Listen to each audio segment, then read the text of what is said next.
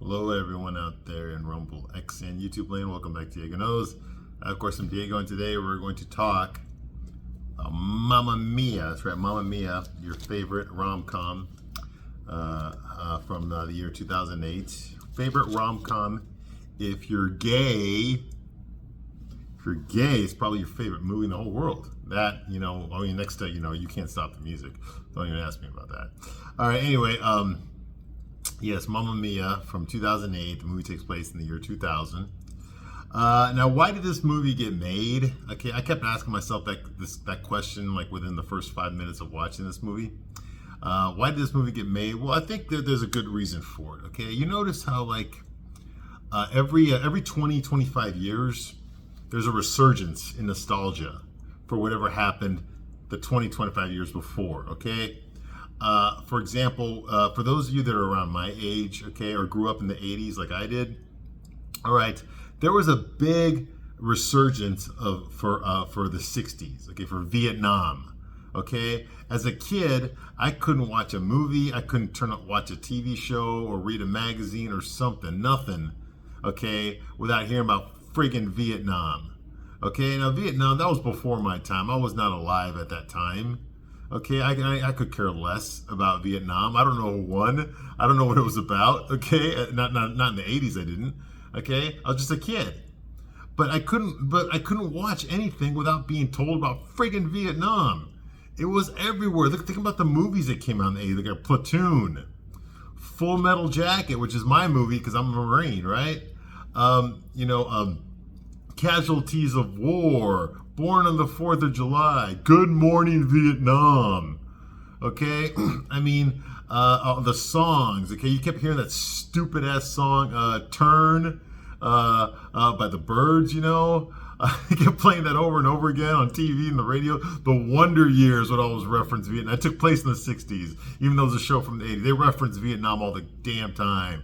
Okay, 30-something was a huge show in the 80s. Okay, that was all about a bunch of 30-something-year-olds who remembered Vietnam when they were teenagers. Okay, Family Ties. The parents were hippies. They were protesting Vietnam. Now they're raising a Republican. Okay, it's Growing Pains. They would talk, well, remember Vietnam? Okay, smoking weed. Cheech and Chong made a comeback. It's just insane. Who gives a crap about Vietnam? I sure as hell didn't. That was before my time. Okay? I didn't care about Vietnam. That wasn't my war. I wasn't involved in that. My dad was in Vietnam, okay? My dad was in Vietnam. I was not in Vietnam. I don't care about Vietnam. But I couldn't watch anything without Vietnam being thrown in my face over and over again. And I could care less about Vietnam. Like I said, I didn't even know who won. Who won that war? Okay, but it was everywhere in the 80s. Like you couldn't get away from it. Okay, why was that? That was because the people in the 80s, when they were young in the 60s and Vietnam was a thing, that's when they were going to school. That's when they were getting high. That's when they were, having free sex, Haight-Ashbury, in San Francisco. It was all about, getting stoned and not working, and protesting the Vietnam War and having all sorts of friggin' orgies and stuff. That's what it was all about. The Janis Joplins, the Stones, Jimi Hendrix, okay, Grateful Dead. Jerry Garcia was a god in the 60s, okay? So all that stuff was going on that time. The Manson, there's another one, Helter Skelter, man. Freaking Charles Manson. As a kid, but by the time I was 10 years old, I swear to God, I could have written a doctoral thesis on Charles Manson, okay? I could have done that because my friggin' stepdad and fucking every show I would watch, every movie would talk about fucking Helter Skelter, about Sharon Tate murders, the Bianca murders, okay? Was it CeeLo Drive, 1220 CeeLo Drive, where the hell the address was, okay? See, the fact that I even know that, okay? That was all like ancillary, okay, anecdotal information about the 60s, because nobody would fucking shut up about the 60s and the 80s. I'm trying to fucking enjoy Michael Jackson, for Christ's sake, and all I'm getting is freaking the 60s. I don't care. I didn't care. I didn't care about Mick Jagger. I didn't care about The Who or Mick Jagger. You see what I mean? But in the 80s, we just kept getting hit with that over and over again. It was tedious. It was old. And it was ugly. Have you ever watched a TV show from the 60s, man? Like the early 60s, like the Kennedy era? The suits don't fit. They look baggy, especially around the waist. Too narrow in the shoulders. You know, everybody had short hair. The cars were ugly. The women's hairstyles were disgusting. What the hell? They all look like Betty Rubble from the friggin' Flintstones. They all had that hair, you know? Just dumb. Anyway, the point is that we got this big revival of the 60s and the 80s when I was growing up, okay? So I kind of feel like I fought in Vietnam. I kind of feel like I lived through the 60s just because I was a kid living through the 80s, right? So you got a crash course on the 60s back in the 80s, okay? And that's still going on. Like, remember the 90s. Now the 90s come around. Now I'm older. I'm a teenager, you know, I'm a young man. Okay, now the 90s, and it's a resurgence of the 70s. Okay, so now all of a sudden disco made a comeback in the 90s. If you remember that, disco made a comeback in the 90s, all right? No, I mean, the women were wearing bell-bottoms. The men were not wearing bell-bottoms again, but the women were wearing bell-bottoms. Because I remember my girlfriend had bell-bottoms on in the 90s. We were going to clubs, okay? You know, not for the men, for the women, okay? So disco made a comeback. People were remembering. And that I could get behind because I remember disco. I was a little kid. I was a tiny little kid, but I remember it. So that made a comeback. All right, so I could understand the nostalgia for that because I lived through that. Okay, but the Vietnam, I didn't live through that. I didn't live through that shit. All right, so I didn't feel it appealed to me, it applied to me. Now, if you do the math here, you're going to realize that Mamma Mia was based as a Broadway show. Okay, it was a Broadway show. I think that came out in 1999 or 1998, something like that. Okay, and it was a big hit. Okay, and it's been like in 2000 and stuff like that. Or it might have been 2000 or 2001 when the Broadway show. Anyway, the point is early 2000s, okay? Which is exactly when this movie takes place. This movie came out in 2008, but it takes place in the year 2000, okay? So I got to do the reverse math to figure out everybody's ages, okay? I already went through everybody's ages. Don't ask me to do that again. All right, so in the other videos, okay? So if you do the math there, then you'll realize that this movie, this play, this Broadway show came out exactly 20 years after ABBA had hit their apex, which was in 1979. Because disco started to die in 1979, okay? It started to get replaced, like punk rock and that kind of stuff replaced disco. You know, the Ramones and, you know, like the B-52s and stuff. Yeah, that stuff replaced disco, okay? Rock, okay? Punk rock replaced disco. All right, it's like people were ashamed of it for some stupid reason. Oh, disco only lasted for like 4 years, where it was mainstream, and then people were 3 years for mainstream, and people just got disgusted by it. I don't know why. I still listen to disco. I love disco. Okay, but ABBA was at its peak in the United States. It was at its peak in the late 70s, 1979 to be exact. That's when Dancing Queen came out. Okay, Waterloo came out a couple years before that. All right, Fernando came out I think in 1980 or 1979. Those are all good songs. Gimme, Gimme, Gimme. Those all came out in the late 70s. Okay, so the Broadway show was exactly 20 years after ABBA had reached their apex. Okay, now ABBA was still performing into the 80s, but nobody really listened to them in the early 80s. Like I said, when disco died, ABBA died. Okay, when disco lost its popularity, ABBA lost its popularity. Okay, because that Dancing Queen was the song for the discotheques. Okay, once the discotheques started getting shut down because of all the drugs, because of not paying their taxes, okay, because of fucking AIDS. Okay, yeah, AIDS. All right, that went through the gay community like a mofo. Okay, and I remember that. Okay, and and that also helped contribute to shutting down the discos. Okay, because AIDS was a death sentence in the early 80s. You got AIDS, you're dead. You're going to die. And it's going to be a slow, painful death, okay? Now, nobody dies from AIDS anymore, okay? Everybody's like freaking Magic Johnson now, okay? Magic Johnson came out with AIDS like in 1991, and he's still healthy and strong today, all right? But today, nobody dies from AIDS. They have all these drugs to treat it now, so you don't have to, you won't die. It's not a death sentence anymore, okay? But it was, okay? Like in 1980, 81, when people started getting it for the first time, yeah, it was a death sentence all the way. Okay, so that contributed to the death of disco. Okay, disco was formed from gay bars in the early 70s. They were playing their own music. okay, and they were recording their own songs in New York, okay, and you could only listen to these songs in the gay discos. They weren't playing it on the radio, okay, but you would go to a discotheque, okay, with your boyfriend or whatever. You'd hear something crazy like I don't know, Sly and the Family Stone. I'm just making this up, okay? Maybe like Donna Summer, okay? You'll hear that in the disco. They're not playing it on the radio, so you'll go to the record store where they have a section for local records, and you'll buy the records there, give it to the DJ. The DJ will start playing that stuff, okay? Then eventually it got so popular that the radio station started playing it, okay? And then of course Saturday Night Fever, that comes out in 1977, and that was when disco went mainstream. Okay, now you didn't have to be gay anymore to appreciate disco. Now the first disco song was in 1973. Okay, and that was Barry White actually made the song. Okay, but there were no words to it. Okay, but that was strictly for gay bars. Okay, by 1977 when Saturday Night Fever came out, okay, that was when disco went mainstream.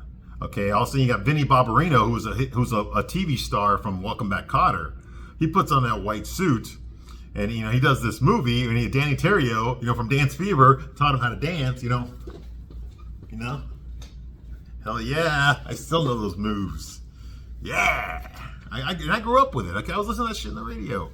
I was watching Dance Fever when I was a little kid. Danny Terrio show, Dance Fever. Yeah, I watched it. I watched Dance Fever when I was a little kid. Anyway, my aunts and uncles were all wearing the bell bottoms and the collars and the afros and going out to discotheque. I gotta hear about it. Okay, I had to hear about it. Okay, they wouldn't let me watch Saturday Night Fever until they released the PG version in 1979. In 1979, they released the PG version, and then my aunt and uncle took me to the theater to go see it. They wouldn't let me go see it when it was rated R. I was too freaking young. Anyway, the point is, disco was very, very popular in the late 70s. That's when it really hit its stride for mainstream audiences, okay? And I think a lot of people, especially men, I think straight men I think they were embarrassed, okay, that they had to wear a polyester skin-tight bell-bottom suit with a big poly in order to get laid. I think they were embarrassed by that fact, so a lot of them were happy when it was dead. When disco died and men could start acting like men again, okay, not that they weren't acting like men. I mean, if you watch Saturday Night Fever, Tony Manero, John Travolta's character is very masculine. I mean, he's got some feminine traits too, like when he's doing his hair, watch the hair. I work on my hair a long time, and you hit my hair. Okay, yes, he had a few feminine traits as well. He's very into his clothes and stuff, but and the way he looked when he went out dancing. But at the same time, he was talking about pussy. Okay, he was getting in fights. He was acting like a macho. He was acting macho. Okay, to a fault even. Okay, he acted like a fucking bully. He was a bully. Okay, a masculine bully, but a bully. Okay, now don't get me started on the character of Tony Manero. He had a lot of faults, but the point is that he was very relatable and he was very realistic. Okay, I'm not saying he was a good guy. I think he was a normal guy. He's got good qualities. He's got bad qualities. Okay, but at least he acted like a man, a young man, a conceited man, a misguided man, but a man nonetheless. All right, and that's all we wanted. We just wanted relatability, and so I think that's one of the reasons that the movie was so successful is because men could relate to this guy who's dressed up like a peacock and winning dancing contests and shaking his ass, which is what women usually did. Here's this dude shaking his ass, and making millions of dollars. The movie's making millions of dollars off of watching a dude shaking his ass on the dance floor, Don't. And he does, yeah. Sorry, I'm getting crazy here. Anyway, the point is, I love this. Disco's the best music ever made. But we're not talking about that, okay? The reason I'm going to bring this up is because disco was such a big part of American culture in the late 70s that it permeated through everything, and then all of a sudden America got embarrassed by it, okay? But ABBA, that was when they hit their apex, when they started doing disco, and they came over to America with their disco songs. Dancing Queen's probably the best one, but they had other hits too. Like I love Waterloo. Waterloo's great. SOS is great. I love that song. Okay, but Dancing Queen, that's the one everyone remembers them for, is Dancing Queen. Okay, and this movie is just loaded with ABBA songs. Okay, from different albums. All right, and that's the point of this. Okay, and like I said, ABBA. Who really listened to ABBA? Okay. I think, I mean, yeah, I think guys liked it. You know, I liked it, but I was like, what, when ABBA came out, I was, what, 4 years old or something like that? I just remember listening to the radio and liking it. My aunts and my cousins and my female relatives, they loved it. They were jamming to that stuff. They were playing it on the radio all the time, you know, but not so much the men. Not so much the men. And like I said, at the time, I didn't know. I was, like I said, I was a little kid at the time. I didn't know anything about gay people or nothing like that. I didn't even know that John Ritter's character, Jack Tripper on Three's Company, was pretending to be gay. I had no idea what a gay person was, okay? So I had no idea. We watched my aunt and uncle took me to go see You Can't Stop the Music. Okay, that's the Village People movie that came out in 1979, all right? And even I did not know that those guys were gay. Okay? I did not know. I was too young to understand that. All right? I thought those guys were straight. Now, I watched the movie now, like, holy God, damn, dude. Like, this belonged. No wonder it was a double feature with Xanadu.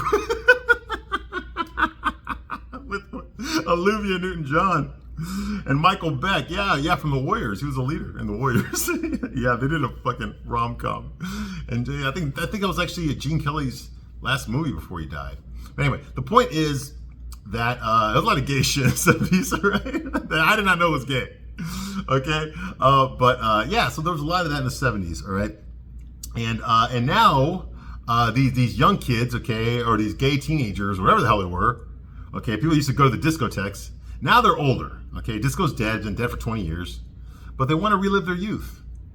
Well, remember what it was like back in 1979, before we got our jobs as, you know, Broadway executives and screenwriters, you know, and producers in Hollywood and casting directors, you know, before we got our job doing that. Remember when we were young and we just listened to ABBA, you know, we should buy the rights to that. Let's just do a gay friggin' show. And that's what they did. They did a gay Broadway show. Apparently, from what I read about it, the actual members of ABBA were there for the premiere of Mamma Mia, the Broadway show, okay? And I guess, it's New York, okay? I mean, come on, New York, it's Stonewall, okay? It's a huge gay population in New York. So, of course, they all went to go see it. So it made a lot of money. And they decided that because the gay neighborhoods in New York loved it, which, by the way, a lot of Broadway is gay, just so you know, all right?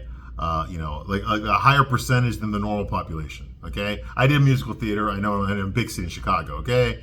When it comes to like musical theater, okay, it's like, you know, I think, what is it, like 4% of the American population is gay, like 4%, 3 or 4%, okay? But if you in theater, it's more like 44% is gay, right? Because it attracts more gay people towards those type of industries, okay? Okay, and that's where you get the stereotype, but it's true. They're cliches and stereotypes because there's truth to it, okay? Anyway, there's the overrepresented percentage of gay people in Hollywood, in the arts, in the theater, than there is in everyday life, in normal life. Okay, and that's the truth. That's the truth. All right. So of course there's a market for this. Okay, and so the show was very popular. No straight guys went to go see it unless their wives took them to go see it. Okay, but it was popular enough they decided, hey, you know, let's get a queen diva, Meryl Streep, to be in the movie. They made a movie, 2008. Now, the movie makes no sense. I've already gone over it in these videos here. The ages alone mean this movie makes absolutely no sense, okay? But that's not my biggest problem. Besides that being pathetic, that, you know, you would have a 59-year-old woman play a woman who has a 20-year-old kid because she was sleeping with all these different guys when she was, you do the math, she was 38 years old when she did that. I mean, that's, no. You're not going to give me the, oh, it was dumb and young back then. No, 38 years old is not dumb and young, okay? It's dumb and old. Right? So you're not going to convince me that you were just young and went with it, you know, and you partied too much in your youth. Okay, now 37, 38 is not young. Okay, that's middle age. All right, anyway, so, but the movie wants you to go there, okay? They don't want you to do the math because they think you're a friggin' idiot, okay? That's why no straight men watch this movie, because if they did, they would really, wait a minute, the fucking math doesn't add up. This is stupid, okay? And that's just one of the reasons the movie's stupid, okay? Yes, I don't like this movie. I'm going to give you a straight man's point of view.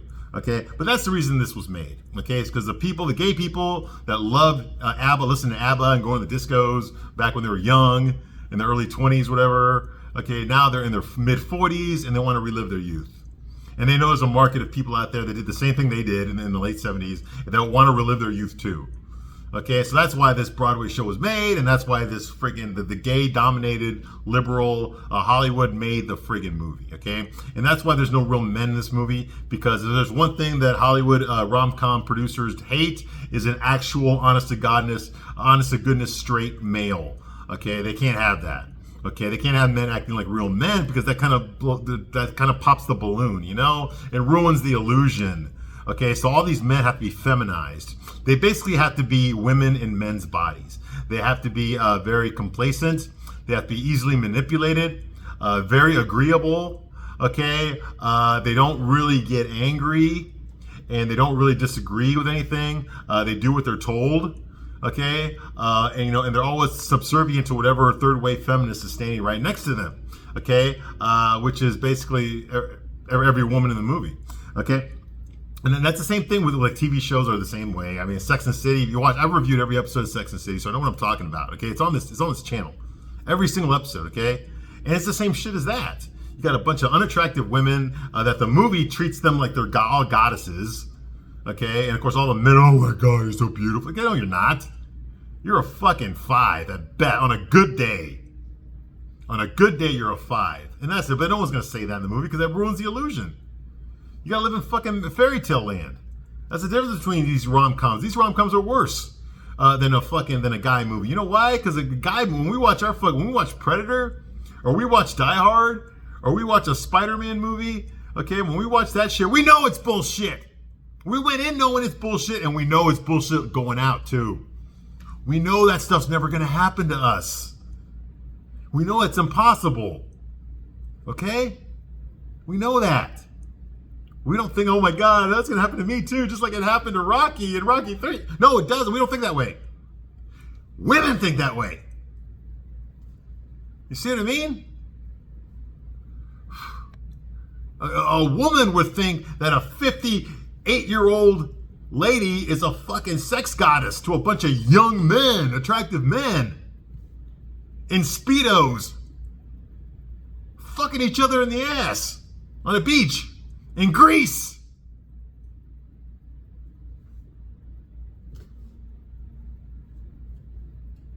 I mean, the groom in this movie, his name is Sky Ryman, right? Sky Ryman. Well, obviously they got that name from the Guys and Dolls character, Sky Masterson. But I mean, Dominic Cooper plays him. What's the first thing that Dominic Cooper says when he's introduced in the movie? What's the first thing he says? His first line in the movie is, he's looking at something, he's like, oh yeah.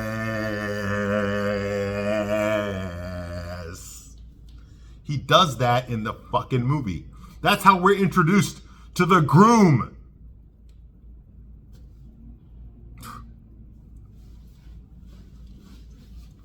All right, where did we leave off last time? All right, I'm done with it. All right. So we left off last time is Donna, Meryl Streep's 59-year-old ass character, working at her Villa Donna. She goes in her goat shed. And she hears noises coming from the ad. She hears voices, so she peeks up there, and what does she see? She sees 3 of her old fuck buddies are up there, okay? Pierce Bronson, who plays Sam, Stellan Skarsgård, who plays Bill, okay? And Colin Cuckforth, who plays Harry, okay? And she sees them the way they looked 20 years earlier, okay? So instead of Carrie being 48, he's 28, and he looks like a punk rocker, but yet he's still got the face of a 48-year-old. Sam, who is 55 in real life, now it looks like a hippie from the late 60s, despite the fact that if this character would have been a little kid in the late 60s, age appropriate, but there's no way Sam could have impregnated Donna in the late 60s because her daughter is only 20 years old, and this movie takes place in the year 2000. Okay, so that means that he actually would have been 34 or 35 when he impregnated her in 1979. So why is he dressed like a hippie? Why is he dressed like a 55-year-old hippie with a wig on, bandana, 60 and a John Lennon mustache? It looks stupid. Okay, that's what she sees. Okay, that's what Sam. That's Pierce Bronson's character, Remington Steele, James Bond, and then Stellan Skarsgård, who is 57 years old.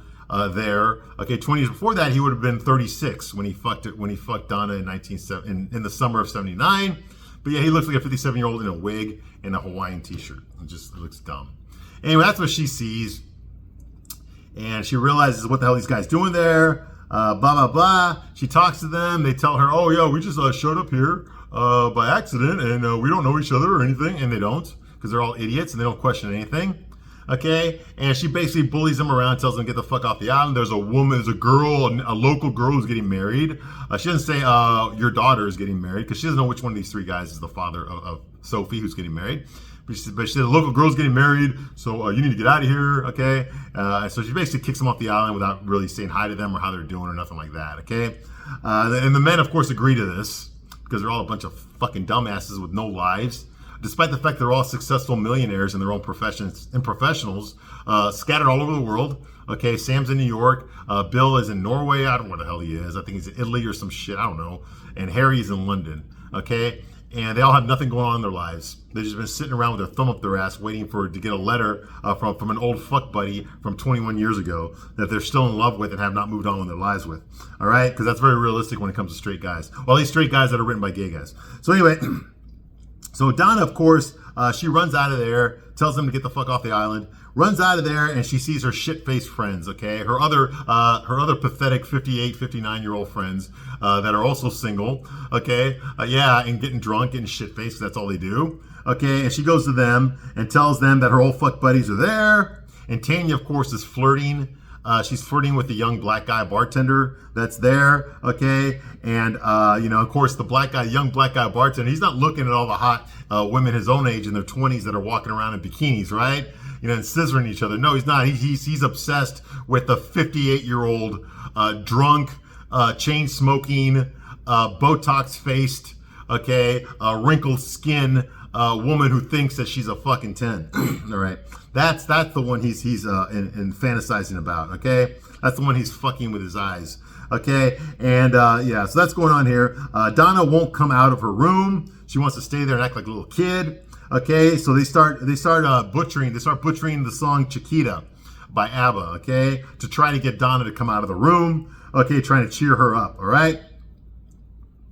Like I did before. Cry once more like I did before, it's Sophie's dad, whatever. So like I said, Donna tells them that she's all fucked up because all three of the men that could be Sophie's father all arrived at the island, okay? And Donna's not sure which one it is, okay? So her friends did not know this. Yeah, her best friends, okay, that she's been friends with since they were in there since the 1800s, okay, they did not know that Donna never knew the identity of her daughter's real dad. They did not know that, okay? They did know that someone got her pregnant and that she never bothered to look for the guy. Okay. They do know that, okay, but they don't know. They don't know that Donna didn't know who the dad was, okay? Anyway, So anyway, of course, these old ladies, these old bags run to meet these old men, but the men are left. They left the goat shit attic, okay? And of course, Donna's all neurotic and stuff, because it's a chick flick, okay? And she doesn't want Sophie to know that all three of those men are here. That's because Donna does not know that Sophie was the one that invited them. She mailed them all letters. Now, she mailed the letters at the same time. She put all three of the letters in the mailbox at the same time, so that's the reason all the men arrived at the same time. See what I mean? See how that works? And they all arrived in a rush. They had to get to the island immediately. There was like a time they had to get there as fast as possible. And now that they're there, they don't know what the fuck to do. They're just jerking off. They have nothing to do. Okay, and they're not mad at Sophie for tricking them into showing up. Apparently, they're not aware that Sophie is their daughter, despite the fact that Sophie told her girlfriends that she wrote down, she was pretending to be her mom when she wrote the letters, that your daughter's getting married. Okay? Yeah, it makes no sense. Okay? Anyway, she blames herself for being a slut. Oh, now? 21 years later, now you blame yourself for being a slut? Really? Okay, that makes sense. Better late than never, right? Okay, and that's not so bad. That's not so bad. But keeping the information from her daughter is worse. Okay, clearly Sophie was never okay with not knowing who her dad was. Okay. And you got to read between the lines here when you're watching this movie, this scene here, because so Donna's beating herself up for being a slut in her youth, and by youth I mean 37 years old, because that's how old she was. She would have been when she got pregnant. Okay? But keeping the information away from her daughter, that's worse. That's worse. All she told her daughter was, hey, your dad was a summer fling, and he left before he even found out about you. Okay? That's all she told her daughter. And her daughter apparently was okay with it for the first 20 years of her life. But now at 20 years old on the eve of her wedding, now she's not okay with it. Okay? But Donald doesn't know this. So clearly, keeping that information away from her daughter is worse. Okay? And clearly, us, the audience, Sophie was never okay with that as an answer. Okay? She was never okay with not knowing who her dad was. Ever. Because if she had been okay with it, she never would have done what she did in this movie. She never would have written to them, reached out to all three of them. Okay? She found her mom's old diary. Why would she have a written log of what was going on at the time of her daughter's conception if she never wanted her daughter to know about it? Makes no fucking sense. Okay? Why would she have a written log of everything that happened at that time if her plan was to never tell her daughter who the real dad was? Okay? Fuck that. I didn't know which one of these guys it is, but why? Okay? Well, that would just make the mom look worse, and it would make the men look worse, right? Okay, but she did that. Sophie found it, so she decided to go behind her mom's back and reach out to these men. Okay? And of course, because the men aren't really men, they're really women looking like men, they all agree to it, and they have there's no repercussions, no anger, no resentment or anything towards this situation. Okay? The fact that if Sam is actually Sophie's biological dad, then that means that Sophie has two brothers. Okay? And those two brothers are deprived of knowing their sister. Now, how fucked up is that? All right. So her friends tease her for sounding like her mom. Oh my God, you sound just like your mom. So apparently they've known her that long. Okay? Why do you think mothers would be upset about that? Well, maybe because they're trying to fucking protect you from ending up like that. But in your youth, you just ridiculed them. But now you actually go, damn, mom was right. When you're a slut, you got to pay the consequences for it. You see what I mean? Anyway, and her mom apparently was Catholic, which in Hollywood is a crime. You can't be a Christian in Hollywood. If you are, they will make. If you no seriously, look at all the movies going out there. If you're a Christian of any sort, Hollywood will make you look like shit. They will make you look like shit. Okay, what's the first thing you think about when you think of a Catholic priest? Exactly. You see what I mean? And that's all because of Hollywood. Now, granted, there are a lot of horrible people in the Catholic faith and Christianity, but there's horrible people in every fucking religion there is. Okay? Every religion has horrible people in it. Whether you're Muslim or Jewish or Buddhist or whatever, every religion has horrible people in it. It's not just the Christians. Okay? But you can't make fun of other religions in Hollywood because that would be considered racist. You see what I mean? But Christians are fair game. Just make fun of Christians all you want. That's why. And make money off of Christians while you're at it. Have you ever looked at the credits of the people that make these Christmas movies? Okay? I'll give you a hint. They're not Christian. But they're going to sell you Christmas. Because they know that most of the country is Christian. But the people that actually make and write these movies are not Christian. Real Christians actually make those Christian movies you've seen. And those aren't very good. You know, with Kevin Sorbo and stuff. Those aren't very good. Okay? But the actual movies that make money off of Christmas are created by people that are not Christian. For the most part, they're Jewish. Because the Jewish people make most of the movies in Hollywood. Hollywood is a Jewish town. Always has been. They invented the motion picture industry, practically. Okay? All the studios were owned by Jews. It was all Jewish. Okay? So, of course, you know, it's just like people don't realize this. Okay, I'm not a Christian myself, but I'm Mexican. A lot of my family are Christians. And we get tired of being made to look like we're all a bunch of pedos or something, you know? In movies, just because we're Christian. Or we're all racist just because we're Christian. Or we're all homophobic just because we're Christian. That's not true. That's not true at all. But Hollywood's going to keep promoting that. Like, what the hell? That's why if you notice, like the few actors that actually come out in Hollywood as Christian, they're blacklisted. They are. They try to get canceled. You see what I mean? Anyway. Okay, yeah, so her friends tease her for sounding like her mom, blah, blah, blah, you know. and they want her to act young again, okay? And she tells her girlfriends, I grew up. Okay, so her girlfriend said, well, then grow back down again, which was a good line. I did like that. Anyway, so then we start hearing Dancing Queen, okay? The most famous song by ABBA, Dancing Queen. Of course, they butchered it. They don't sound anything like ABBA, okay? They ruined the fucking song. The song is fucking terrible, okay, because of them. Okay, so you got a whole bunch of drunk old ladies in their late 50s. They're all trying to act like they're 19. They all think that they're 19. Okay, so just let that sink in, okay? Imagine the Golden Girls getting shit-faced drunk on an episode and then like dancing around in their underwear, okay? Yeah, can you imagine that? Listening to fucking Glenn Miller. Yeah. It would be the most watched episode of the Golden Girls ever, but it'd also be a little bit pathetic, don't you think? Okay, that's what this reminds me of, all right?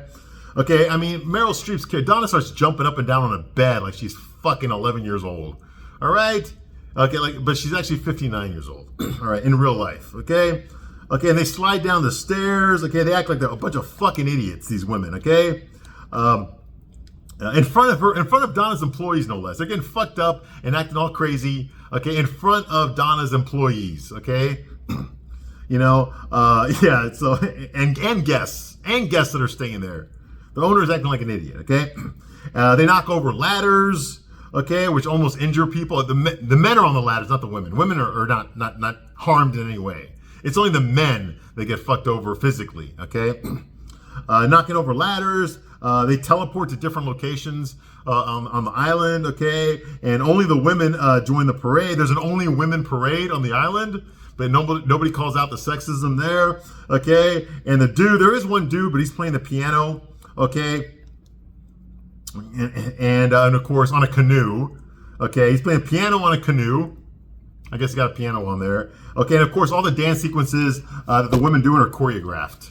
Okay, because they all rehearsed this shit before her friends showed up. Okay, and Sophie sees the men sailing away on Bill's boat, so she gets all upset. She does not realize that her mom already found out the guys were there and kicked them off the island. So what does she do when she's with the girlfriends? She takes off her clothes except for her swimsuit, and she jumps into the lake and swims after the boat to stop them from leaving the island, okay? She jumps in there. And Bill tells her, hey, we talked to your mom. She saw us, man. She told us to leave. And Harry took back the guitar. She's like, what are you doing with mom's guitar? And Harry says, like, oh, actually, I'm the one that gave her this guitar. In fact, I wrote her a song, okay? And back when his nickname was Headbanger. HB, Harry Bright, Headbanger, okay? This is the same actor that all of his characters get cheated on by his wives, his characters' wives, in every fucking movie he's in. Okay, I did a list already in another video, and in real life, because his real life wife cheated on him as well with a reporter. That's why they got divorced. Okay, all right, I've had enough for now. But I'll be back shortly to continue my review of this piece of crap movie, Mamma Mia. I thank you for watching this long, and I'll see you soon on the next one. Bye.